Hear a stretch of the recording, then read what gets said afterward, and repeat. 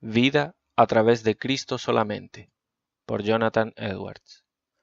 Le respondió Simón Pedro: Señor, ¿a quién iremos? Tú tienes palabras de vida eterna. Juan 6:68. La menor felicidad o la menor miseria eterna es para ser más considerada que la mayor felicidad o mayor miseria temporal, y que va a tener un final. De manera que la menor adición a nuestra felicidad espiritual y tesoro en el cielo es de mayor valor que la mayor adición a nuestra prosperidad externa, porque no hay para nada ninguna proporción entre la mayor finitud y la menor infinitud, lo mayor temporal y lo menor eterno. Esto excede mucho más lo otro. Mucho más es una felicidad grande e indescriptible que es eterna, de un valor infinitamente mayor que los pequeños placeres que solo duran unos días. Y por eso la gran pregunta debería ser: ¿qué debo hacer para obtener la vida eterna? Y esta vida en comparación sería desatendida y pasada por alto y considerada como no valiendo la pena tomar nota. Parece como si esto pareciese una gran pregunta entre los rabinos judíos sobre el tiempo de la venida del Cristo al mundo. ¿Cuál era la condición de la vida eterna? Pues todos creían en un estado futuro de felicidad, excepto los saduceos. Pero la pregunta era cómo había de ser obtenida. Para esto, ellos esperaban que el Mesías les contase claramente cuándo viniese al mundo. Y en consecuencia, nuestro bendito Salvador plena y claramente resolvió esta cuestión mientras estuvo en la tierra, pues nos dice que él mismo es el camino, la verdad y la vida. Su oficio profético fue enseñarnos el camino para la vida eterna. Es su oficio sacerdotal comprarla para nosotros, y es su oficio majestuoso, por su fuerza todopoderosa, nos llevar a ella. Cristo Jesús había estado instruyendo completamente a sus discípulos y demás en estas cosas en este capítulo en un discurso excelente para ellos y para algunos de la multitud que había milagrosamente alimentado con 5 panes y 2 peces, que sucedió al preguntarle esta misma gran pregunta sobre la condición de la vida eterna, en el verso 28. ¿Qué debemos hacer para poner en práctica las obras de Dios? O sea, ¿qué debemos hacer para hacer esa obra que Dios ha indicado para la vida eterna? Cristo responde completamente esta pregunta en el discurso excelente subsiguiente. Les dice que la obra de Dios era que crean en Él, que quien cree en Él tendrá la vida eterna, que Él es el pan de vida, y que el que come de este pan no tendrá ni más hambre ni más sed, y nunca morirá. Pero el efecto de estas instrucciones celestiales que hubo sobre ellos, en vez de atraerlos a Jesús y creer en Él, para que tengan esta vida eterna, fue completamente lo contrario. Se apartan de Él, en el verso 66. Desde entonces muchos de sus discípulos volvieron atrás y ya no andaban con Él. Dijo entonces Jesús a los 12, ¿queréis acaso iros también vosotros? Este es el motivo de estas palabras de Pedro en nuestro texto. Señor, ¿para quién iremos? Tú tienes las palabras de vida eterna. Nosotros, si creemos que tú solamente puedes enseñarnos, nosotros sí creemos que tú solamente puedes enseñarnos el camino para la vida eterna. Creemos que es como tú dices, que creer en ti es la obra que Dios requiere de nosotros, para que al hacer así recibamos la vida eterna. Creemos que tú eres el pan de vida, y si te dejamos no podremos encontrar nadie más por quien obtengamos la vida eterna, pues creemos que tú eres el Cristo, el Hijo del Dios vivo, que habría de venir y enseñarnos y guiarnos a la felicidad eterna. En las palabras encontramos una doble aserción. Primero, que Cristo tiene las palabras de vida eterna, o sea, que tiene la distribución y comunicación de vida eterna, su palabra siendo el medio de comunicación. Segundo, que nadie más tiene las palabras de vida eterna. Fuertemente implicado en esta interrogación ¿A quién iremos? No hay nadie más a quien podemos ir, sino a ti solamente. Doctrina. Es por Cristo solamente que vida eterna es siempre comunicada a los hombres. Fue por Cristo que la vida eterna ha sido comunicada desde la fundación del mundo. Fue por Cristo que hombres santos en la antigüedad, antes del diluvio, recibieron vida. Fue por fe en él que Enoc, fue por fe en él que Enoc, fue por la recepción de Cristo que Abraham recibió la vida eterna. Fue por fe en él que Moisés recibió la felicidad eterna. Esa fe por la que estimó el reproche de Cristo mayor que los tesoros de Egipto. Fue por Cristo y él solamente que Job, Samuel y David y los profetas fueron salvados. Él es el Cordero muerto desde la fundación del mundo, en cuya sangre los piadosos fueron lavados, y con cuya justicia han sido vestidos. Jamás ha habido o habrá otra manera para ser salvado hasta el final de este mundo. No hay nadie más que pueda comunicarnos la vida eterna, o librarnos de la muerte eterna. 1. No podemos obtenerla por nosotros mismos. Nuestro esfuerzo propio, nuestra justicia propia, nuestro sufrimiento propio, no valen de nada para conseguir esta vida de la que hablamos. Si limpiamos como nunca nuestros caminos, si adoramos a Dios tan bien como nunca, si sacrificamos miles de carneros y 10.000 ríos de aceite, sí, si un hombre sacrificase el fruto de su cuerpo por el pecado de su alma, no es nada. Abraham, estando tan libremente dispuesto a ofrecer su único hijo, Isaac, no era suficiente para satisfacer a Dios por el menor de los pecados de Abraham, ni por el menor pensamiento equivocado y acción pecaminosa. Pero fue Cristo que satisfizo por el pecado de Abraham, y fue a través de esa fe en él por la que le ofreció que recibió perdón del pecado y vida eterna. Y fue por su causa que esta acción suya fue aceptada y premiada. Segundo, el mundo entero no puede conseguir la vida eterna por sí mismo. Si todos los hombres en el mundo se ofreciesen para ser crucificados por causa de un hombre, sería absolutamente en vano. En vez de satisfacer por todos nuestros pecados, ellos no podrían satisfacer ni por uno de ellos. En vez de conseguir la vida eterna, ellos no podrían conseguir ni una gota de agua para nosotros en el infierno. Las llamas del infierno no serían más frías para nada. No serían capaces de pagar un centavo de todos los 100 talentos que debemos, sino que tendríamos que haber estado en el infierno hasta que hubiéramos pagado hasta el último centavo, independientemente de todo lo que podrían hacer o sufrir. Y por eso, tercero, ni los ángeles podrían ayudarnos. Si el arcángel, el principal ángel del cielo, con todo el resto de esos espíritus brillantes, excelentes y gloriosos, tomasen cuerpos humanos, y todos se sometiesen a tanta desgracia como Cristo hizo, y fuesen colgados en cruces en dolor y tormento intolerable miles de años, de poco serviría. Cuarto, es el Cordero de Dios solamente que quita el pecado del mundo. Y es el león de la tribu de Judá solamente que es fuerte lo suficiente para abrir nuestro camino hacia la felicidad eterna. Los motivos por los que es así son, primero, nadie más es capaz de soportar la ira de Dios contra el pecado. El odio de Dios al pecado y su ira contra él es infinito, y ninguna persona finita puede soportar ese peso infinito. Ningún ángel u hombre podría ofrecerse para soportar lo que Cristo soportó, sino que antes de que la agonía creciese a esa altura, hasta hacerles sudar sangre como Cristo sudó, sus fuerzas les fallarían y cederían. Ahora, Cristo fue capaz de dar su vida, y fue capaz de tomarla de nuevo.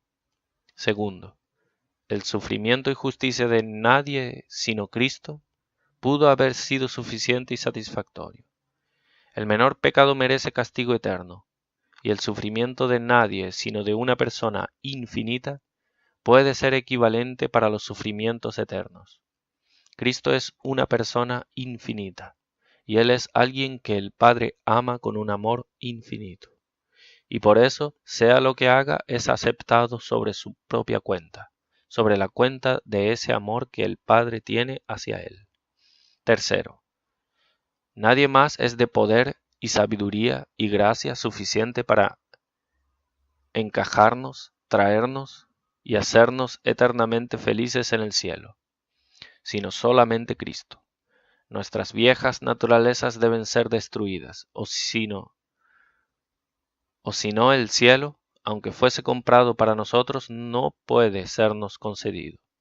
Debemos ser santificados y hechos santos, y todos los hombres y ángeles en el universo no pueden hacer eso. No tienen poder suficiente para borrar la vieja imagen de Satanás, ni la habilidad suficiente para dibujar la imagen de Dios sobre nuestras almas. Esto es una obra de la fuerza todopoderosa y sabiduría de Dios, que es Cristo. 1 Corintios 1:24.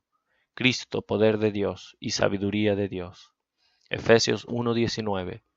Y cuál la supereminente grandeza de su poder para con nosotros los que creemos, según la operación del poder de su fuerza. No hay nadie más que pueda llenar nuestros corazones con gracia. Debemos recibir de su plenitud y gracia por gracia. Es solamente Él que ha recibido el Espíritu sin medida, porque el que Dios envió, las palabras de Dios habla, pues Dios no da el Espíritu por medida. Juan 3:34. Él es un vaso infinito. Él tiene suficiente para sí y para nosotros también. Pero no es así con los ángeles. Nadie más puede darnos la sabiduría espiritual, pues nadie conoce las cosas del Espíritu. Y Cristo solamente puede enviarnos a nuestros corazones el Espíritu para habitar en nosotros, para enseñarnos cosas celestiales. No hay otra viña al que se pueda ser injertado, que pueda comunicar nutrición vital y espiritual, y por último vida eterna a nosotros, sino Cristo solamente, por quien y para quien son todas las cosas, quien es antes de todas las cosas, por quien todas las cosas consisten. Se necesita una fuerza todopoderosa para darnos nuestra vida natural, y menos no será suficiente para darnos la espiritual. No hay nadie más que pueda conquistar nuestros enemigos, sino Cristo solamente, que pueda conquistar el mundo, que pueda triunfar sobre el diablo y exhibirlo públicamente, como Cristo hizo sobre la cruz, que venció la muerte y rompió sus manos, que puede quitar su aguijón y que puede resucitarnos al último día, o que puede hacernos felices cuando lleguemos al otro mundo. Cristo Jesús es el único origen y fuente de la verdadera felicidad. Solamente Él puede llenar el alma y satisfacerla para siempre. Cristo Jesús es el único Redentor completo que tiene dignidad suficiente, que tiene poder y sabiduría, y una fuente inexhausta de gracia, suficiente para nuestra vida espiritual aquí y nuestra vida eterna después. En estos varios aspectos, la vida eterna es comunicada por Cristo. Primero, Él la ha comprado para nosotros. Si no hubiésemos pecado, Dios nos habría dado la vida eterna por cuenta de nuestra obediencia. Pero por nuestro pecado la hemos perdido, y Cristo solamente puede redimirla, viendo que la justicia divina debe ser satisfecha, y no habría sido justo que Dios dejase el pecado impune. Cristo amó tanto al ofensor que, en vez de que él muriese, Él pagaría toda la justicia exigida, y eso Él ha hecho. De modo que la justicia está pagada y la vida eterna está comprada, y está para ser recibida, sin dinero o precio, por aquellos que vendrán a Cristo. Segundo, al preparar un lugar para ellos en el cielo. Cristo, habiendo estado aquí en la tierra y hecho todo lo que era necesario para satisfacer y comprar el cielo, ha ido al cielo para preparárselo a los que vienen a Él, para interceder con el Padre y declarar su obediencia, su pasión por ellos. Juan 14, del 2 al 3. En la casa de mi Padre muchas moradas hay. Si así no fuera, yo os lo hubiera dicho, Voy pues a preparar lugar para vosotros. Y si me fuere y os preparare lugar, vendré otra vez, y os tomaré a mí mismo, para que donde yo estoy, vosotros también estéis. Tercero, al guiar y conducirlos a la vida eterna, por su palabra y espíritu y fuerza de su poder. Las Escrituras, que son nuestra regla para ir al cielo, son la palabra de Cristo. Los ministros del Evangelio no hablan nada más que representando el gran Maestro suyo, Jesucristo. Ese Espíritu Santo, por el que los cristianos son orientados y guiados al cielo, es el Espíritu de Cristo. Habita con ellos y en ellos por su Espíritu. Ese poder por el que ellos, cuando han creído, son puestos en el camino hacia la vida eterna, a través de todos los obstáculos y oposiciones. Pese a todos los poderes de la oscuridad, está el poder de Cristo. Juan 10:28. Y yo les doy vida eterna, y no perecerán jamás, ni nadie las arrebatará de mi mano. Cuarto, al comunicar e infundir gracia y santidad, el cual es el principio de la vida eterna. La vida espiritual a través de la cual las almas de los santos están vivas para Dios y viven para Él, es el comienzo de la vida eterna. Es la misma vida, pero solamente en un grado mucho menor. La santidad, amor a Dios y el amor de los santos es la propia vida de un cristiano en este mundo, y lo mismo en su vida para siempre, pero solamente en su perfección. La gracia y santidad son lo mismo en este mundo como en el siguiente, pero en esta vida es solamente como una chispa, pero llegará a ser como una llama. Aquí está mezclada con mucho pecado, lo cual es la muerte del alma, que apaga los ejercicios de gracia como el agua apaga el fuego. Pero ellos serán puros e inmaculados, perfectamente libres de la menor mancha de pecado. Ellos serán todo vida y vigor en los ejercicios del amor divino. No habrá oscuridad ni apatía, lo cual es la mejor queja en este mundo. Serán activos como los ángeles, sus almas serán llenas y rebosarán con una santidad vivaz, amor y alegría activa. 5. Al resucitar de entre los muertos. Las resurrecciones 4 veces mencionadas en el capítulo de nuestro texto como medio por el que Él concede la vida eterna a aquellos que creen. En el versículo 39, y esta es la voluntad del Padre, el que me envió, que todo lo que me diere no pierda yo nada, sino que lo resucite en el día postrero. En el versículo 44, ninguno puede venir a mí, si el Padre que me envió no le trajere, y yo le resucitaré en el día postrero. En el versículo 54, el que come mi carne y bebe mi sangre, tiene vida eterna, y yo le resucitaré en el día postrero. El perverso será resucitado también, pero no para la vida, sino que para ellos será la resurrección de la condenación. Pero el verdadero cristiano resucitará para la vida y alegría eterna. Sus cuerpos también participarán de la vida eterna, pues es sembrado uno natural, pero resucitará uno espiritual. Sembrado en corrupción, pero resucitado en incorrupción. Sembrado en debilidad, pero resucitado en poder. Sembrado en deshonra, pero resucitado en gloria. 1 Corintios del capítulo 15 del 42 al 44.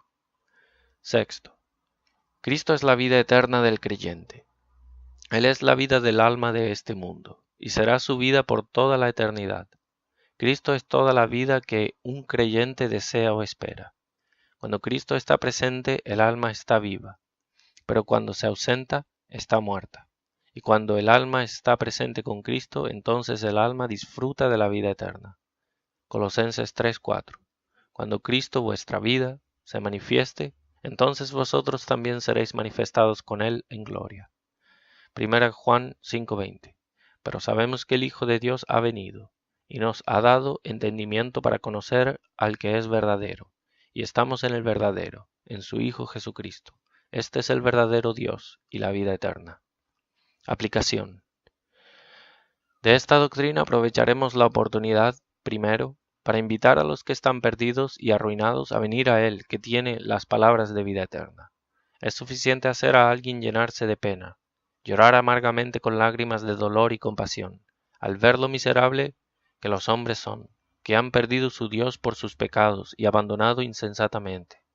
Deambulan como personas desoladas, confundidas y perdidas, miserablemente engañadas, no teniendo esperanza sin Dios en el mundo, deambulando en este mundo, que es un desierto horrendo y terrible, lleno de lobos voraces, leones rugientes y serpientes picantes, que están listos para devorarnos, sin ningún tipo de defensa o salvaguarda, deambulando en este lugar oscuro y horrible, lleno de trampas y fosas, que el diablo ha puesto para ellos, sin ningún tipo de orientador, director o preservador, llevados por ahí como pobres cautivos miserables, condenados a las llamas por el diablo a su disposición, teniendo el infierno delante de ellos, esperándoles y listo para tragárselos, sin ningún redentor o salvador para liberarlos.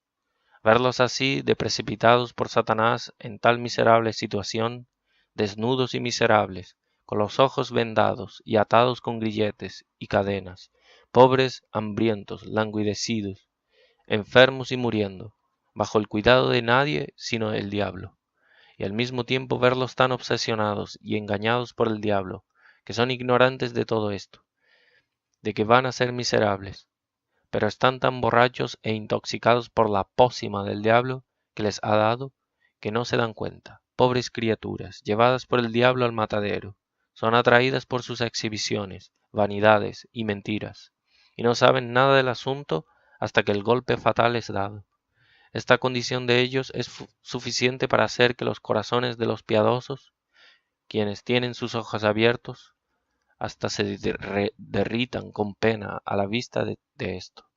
Es suficiente pasmarse en ver sus locuras, cuando Cristo tan libremente les ofrece vida, luz y salvación, que aun así ellos escogerán seguir estas mentiras del diablo. Ver cuántos han venido hasta Cristo, han sido llamados desde la oscuridad para la luz maravillosa, y están seguros y felices de una vez, y ellos también tienen la misma oferta, y aun así insensatamente se niegan a escucharla. Me permite preguntar la pregunta de Pedro: ¿a dónde irás? No recibirás a Cristo. ¿Dónde te propones a ir? ¿Dónde piensas encontrar a alguien más que tenga las palabras de vida eterna? ¿Hacia quién correrás por socorro? ¿A dónde almas pobres, engañadas, piensan encontrar otro Salvador? ¿Hay algún otro Dios que te libre de la ira de este Dios, que es Jehová? ¿Ha habido otro Salvador poderoso que piensas que hará como Cristo? ¿Ha habido otro capitán que piensas listar, que pueda por su fuerza poderosa liberarte de todo mal, que pueda conquistar todos tus enemigos y concederte una corona eterna y reino? ¿Esperas encontrar otro Salvador, de otro tipo, que te complazca y te deje seguir en el pecado tanto cuanto te plazca? ¿Dónde está este otro Salvador al que vas y confías? ¿Quién es Él? ¿En qué parte del mundo reside? Haznos saber. Este otro Salvador resultará solamente ser esa vieja serpiente, el diablo. Al final llevará a esto. Bien, ¿y qué esperas del diablo? ¿Es él capaz de salvarte? ¿Es capaz de luchar contra Dios y vencerlo? ¿Te concederá la vida eterna? ¿Tiene él las palabras de vida eterna? ¿Tiene él el cielo también? ¿Que esperas disfrutar un cielo mejor que el cielo en que Cristo está ascendido? ¿Qué es lo que piensas recibir de él? ¿No piensas que él pretende arruinar y destruir y para siempre atormentarte cuando de una vez te tenga en su poder? ¿Por qué entonces vas tras él tan diligentemente, como si pudiese darte vida eterna, concederte algo espléndido, extraordinario? ¿O hay alguien más que tiene las palabras de vida eterna? ¿Son riqueza y placeres y prosperidad mundana? ¿Puedes extraer vida eterna de esas cosas? ¿O a quién irás? Ciertamente, esperas vida eterna, o algo tan bueno como la vida eterna, de algún ser o de otro. ¿Y quién es? Considera y ve quién es. Si no vienes a Cristo, considera lo que pretendes hacer. Algo debe hacerse o serás miserable para siempre. Ahora, ¿qué es lo que has pensado? ¿Te dejarás solo y te desinteresarás sobre la vida eterna y te dejarás caer en el infierno tan rápido como el diablo y tus codicias consiguen llevarte? Si no pretendes descuidarte así, sino que pretendes hacer algo, ¿qué es excepto que vengas a Jesucristo? Pondrás confianza en tus propias realizaciones. Darás a los pobres tus bienes o harás alguna otra muy buena obra, y así dependerás de eso. Y pensarás que Dios es obligado a ti por ello, o que hagas enmiendas por tus pecados por ello. Estarás mucho en oración y lectura de las Escrituras, y en los deberes de la adoración divina, y piensas por ellas lograr la vida eterna. Esto no lo hará. No puedes hacer más en deberes que lo que es un deber. Y sea lo que sea hecho en ello, que no sea tu deber indispensable es pecado. ¿Qué otros proyectos tienen en sus mentes? Todos los proyectos e invenciones son vanas y sin sentido, excepto solamente ese camino que la sabiduría infinita ha ideado, y nada sino la infinita sabiduría podría proyectar, hasta la muerte del Hijo de Dios. Si hay alguna otra manera barata de llegar al cielo que la sangre del Hijo de Dios, de la que puedes pensar, sin duda Dios lo habría pensado antes que tú, y así la sangre de Cristo habría sido ahorrada. Por lo tanto, no permanezcas más, pues si llegas al cielo de alguna otra manera que por fe en Cristo, será porque eres más sabio que Dios. Ven, ven por lo tanto, por último a esta roca, pues hasta ahora has estado deambulando como la paloma de Noé, y no has encontrado descanso para la suela de tus pies, ni nunca lo harás hasta que vuelvas a esta arca. Ven, por lo tanto, y confía en Él, y ríndete a Él, dulcemente reposando en Él, pues Él tiene las palabras de Segundo, vida eterna. seamos exhortados por esta consideración, de que no hay nadie más a quien ir, a nunca apartarse de Cristo, pues si nos apartamos de Él, ¿a quién iremos? Que por lo tanto nos mantengamos cerca de Él, sigamos a Él por donde quiera que vaya. Nosotros entonces nos apartamos de Cristo cuando caemos en pecado, especialmente cuando pecamos contra nuestras propias conciencias. Es darle la espalda al bendito Jesús y escuchar a su enemigo. Pecaminosamente, vilmente e ingratamente dejarás a Cristo por causa de otras cosas. Dejarás a quien tiene las palabras de vida eterna por amor al mundo, por amor a las vanidades y baratijas. Dejarás a él que murió por ti por amor a ejemplos perversos y por miedo a perder tu crédito y reputación. Dejarás a él que trabajó tan duro por ti que hasta sudó sangre. Te negarás a ti mismo por él y pondrás sobre él su yugo leve y peso leve, quien soportó la carga pesada de la ira de Dios sobre él por ti. Considera cómo de constante y firme Cristo estaba por ti, en medio de todas aquellas tentaciones con las que fue atacado. Si no las hubiera seguido resistiendo constantemente, tú habrías perecido sin esperanza o remedio. ¿Qué habría sido de ti por toda la eternidad si Cristo, cuando vino a enfrentar la muerte y vio que estaba condenado y debía ser crucificado, se hubiera arrepentido de haber emprendido tu salvación?